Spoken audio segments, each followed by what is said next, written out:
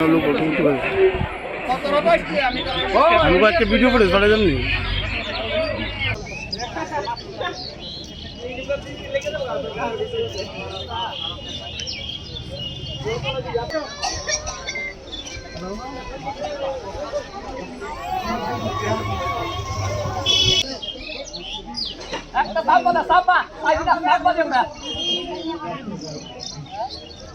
स्थानीय लोग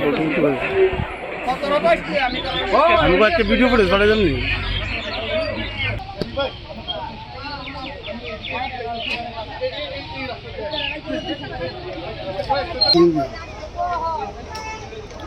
কয়েন চাকমাঘাট কয়েনও কিনেছে স্নান করতে গিয়ে এলাকারই একজন দীপক দাস নামে একজন ব্যক্তি উনি স্নান করতে নেমে আর উঠেনি এই বলে অভিযোগ আর কি মানুষ।